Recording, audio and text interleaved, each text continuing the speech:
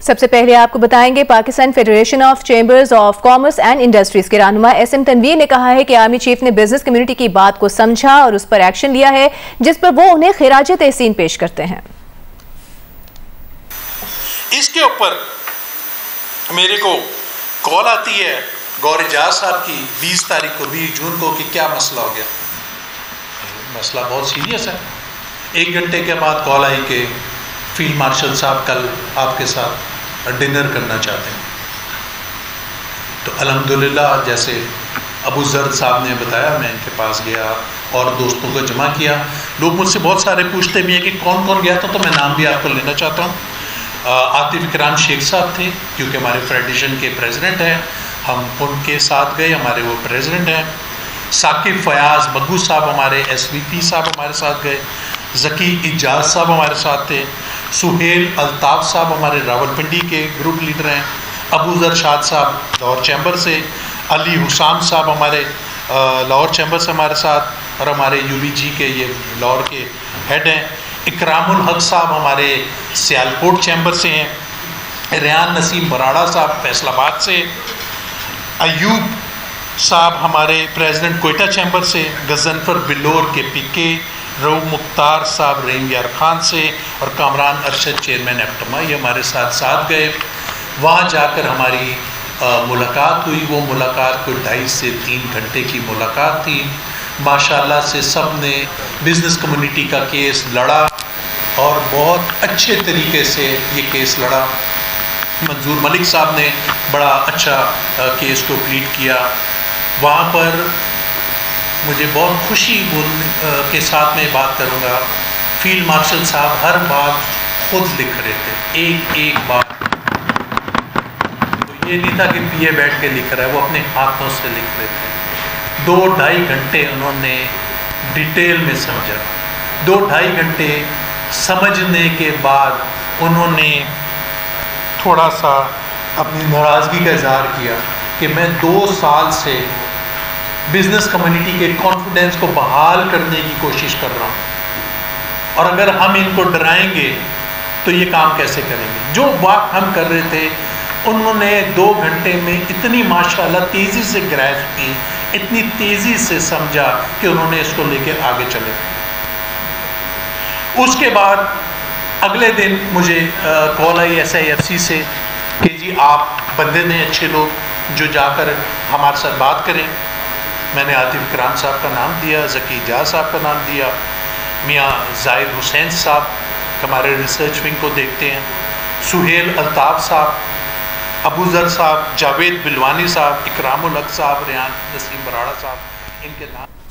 वज़ीर-ए-आज़म शहबाज शरीफ ने इसराइली काबीना के गजा पर कब्जा करने के फैसले की सख्त अल्फाज में मजम्मत की है। गजा के गैर कानूनी और नाजायज़ कंट्रोल हासिल करने के मंसूबे की मंजूरी की शदीद मजम्मत करते हैं।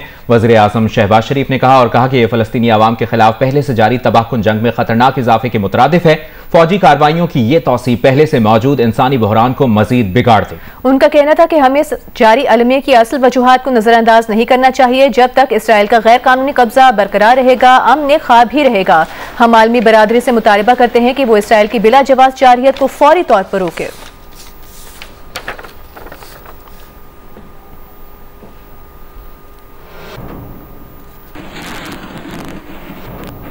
अभी आपको बताएंगे सिक्योरिटी फोर्सेस ने फितनल खवारिज के दहशतगर्दों की अफगान सरहद से दरअंदाजी की कोशिश नाकाम बनाते हुए 33 दहशतगर्दों को हलाक कर दिया है।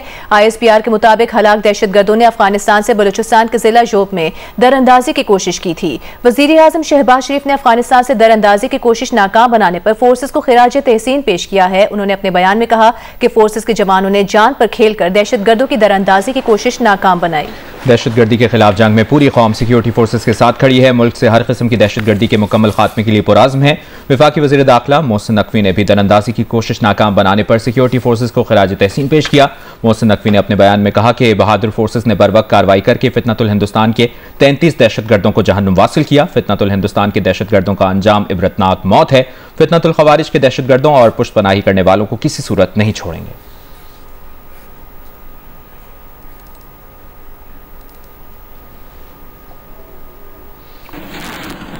अमरीकी जरीदे ब्लूमबर्ग ने इंकशाफ किया है कि नरेंद्र मोदी ने पाकिस्तानी आर्मी चीफ से मुलाकात से बचने के लिए ट्रंप की दावत कबूल नहीं की। अमरीकी जरीदे की रिपोर्ट के मुताबिक भारतीय वज़ीर-ए-आज़म नरेंद्र मोदी को खदशा था कि कहीं अमरीकी सदर Pakistani army chief field marshal Asim Munir से मुलाकात न करा दें, इसलिए उन्होंने 17 जून को अमरीकी सदर की खाने की पेशकश कबूल करने से इनकार कर दिया। अमरीकी जरीदे ब्लूमबर्ग का इंकशाफ अखबार में शाया होने वाली रिपोर्ट के मुताबिक 17 जून को अमरीकी सदर और भारतीय वज़ीर-ए-आज़म की 35 मिनट की टेलीफोनिक गुफ्तगू ही अमरीका और भारत के ताल्लुकात के दरमियान टर्निंग पॉइंट बनी। इसी तनाव भरी गुफ्तगू के बाद ही अमरीका और भारत के ताल्लुकात में तल्खी आना शुरू हुई, जिसकी एक झलक उस वक्त सामने आई जब अमरीकी सदर ने भारतीय मईशत को मुर्दा करार दिया, फिर रूस से तेल खरीदने पर भारतीय मसनूआत पर 50% टैरिफ भी आयद कर दिया।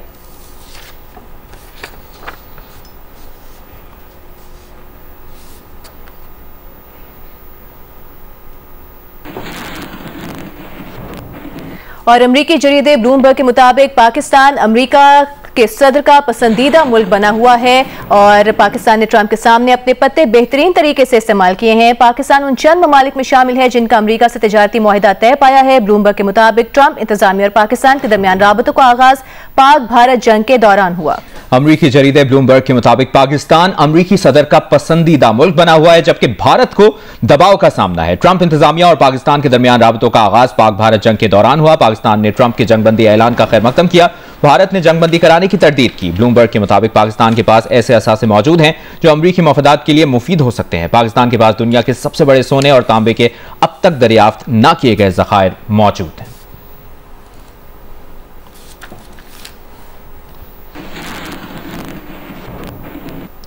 जर्मनी ने इसराइल को गजा में मुमकिना तौर पर इस्तेमाल होने वाला असलहा बरामद करने से इनकार कर दिया है। गजा पर इसराइल के मुकम्मल फौजी कंट्रोल के मुतनाज़ मंसूबे पर रद्द-ए-अमल देते हुए जर्मन चांसलर ने कहा कि हमारे लिए यह समझना मुश्किल होता जा रहा है कि इसराइली फौजी कार्रवाई किस तरह अपने मकासद हासिल करेगी। लिहाजा जर्मन हुकूमत अगले नोटिस तक ऐसे किसी फौजी साजो सामान के बरामद की इजाजत नहीं देगी जो गजा की पट्टी में इस्तेमाल हो सके।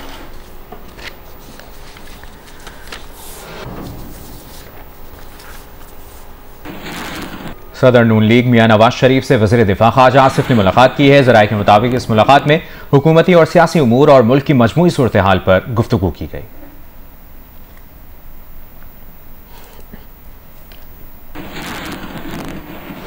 बानी पीटीआई की बहन अलीमा खान ने वज़ीर मुमलिकत बराए दाखिला से सवाल किया है कि कासिम सुलेमान को वीजा क्यों जारी नहीं किया जा रहा। रावलपिंडी में अदालत के बाहर गुफ्तगू में अलीमा खान ने कहा कि हमारे वकील तलाल चौधरी से राबता करके कासिम सुलेमान के वीजों का पूछेंगे। हुकूमत कासिम सुलेमान को नाइकॉब के इजरा में ताखीर कर सकती है, रोक नहीं सकती। सुलेमान और कासिम के पास नाइकॉब है, लेकिन उनके पास उसकी कार्ड नहीं है। तो जब आपका कार्ड गुम जाता है, आईडी कार्ड गुम जाता है, ये तो नहीं होता कि आप पाकिस्तान के शहरी बंद हो जाते हो ना। उनका कार्ड नहीं है। उनको अगर कार्ड के लिए अप्लाई करेंगे, उन्होंने कहा 5 से 6 महीने लग सकते हैं। तो उन्होंने अपने ब्रिटिश पासपोर्ट पे पाकिस्तान एम्बेसी में वीज़े के लिए अप्लाई कर दिया। तो आपका ख्याल है कि जब वो उनके बेटे हसन और हुसैन नवाज शरीफ के वो नाइकॉब पे आते हैं या ब्रिटिश पासपोर्ट पे आते हैं, वो किसी पे भी आ सकते हैं, उनकी मर्ज़ी है। लेकिन ये बच्चे सुलेमान और कासिम अगर पाकिस्तान आना चाहते हैं, पाकिस्तान हुकूमत कैसे रोक सकती है? वो कहते हैं नाइकॉब बनाने में नहीं रोक सकते, लेकिन वो आपको कहेंगे किश्ती पे भेजा या घोड़े के ऊपर भेजा है, किसी गधे गाड़ी पे भेजा है। वो कार्ड्स को 6 से 8 महीने भी लगा सकते हैं। वो इनकार नहीं करेंगे, कार्ड इशू करेंगे, लेकिन वो इस्लामाबाद बनने आए हैं, बहाने कर सकते हैं। लेकिन वीज़ा तो उनको 1 घंटे में मिल सकता है। तो अगर तलाल चौधरी साहब से रब्ता करके, हमारे लॉयर उनसे रब्ता करेंगे, आपके सामने खड़े हैं, इनको मैं कहती हूँ उनसे रब्ता करें, उनको बता दें कि उन्होंने अप्लाई किया हुआ है। उसके उनको तो वो भी उनका ट्रैकिंग नंबर भी है उनके पास, ये उनको ट्रैकिंग नंबर दे देंगे। और तलाल चौधरी साहब आप आके बताएं कि क्या वजह है कि बच्चों को वीज़ा नहीं मिल रहा। सियालकोट में वक्फे से मूसलाधार बारिश का सिलसिला जारी है, जिससे मुतादिद नशेबी इलाके ज़ेरे आब आ गए हैं। मजीद बता रहे हैं जियो न्यूज़ के नुमाइंदे उमर एजाज।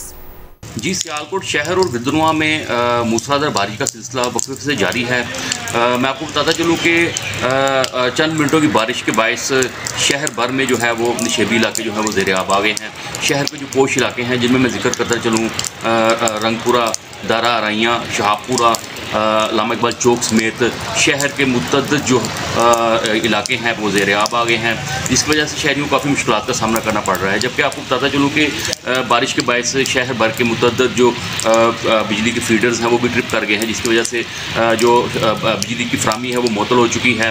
महकमा मौसमियात के मुताबिक ये बारिश का सिलसिला जो है ये वक्फे से जारी रहेगा।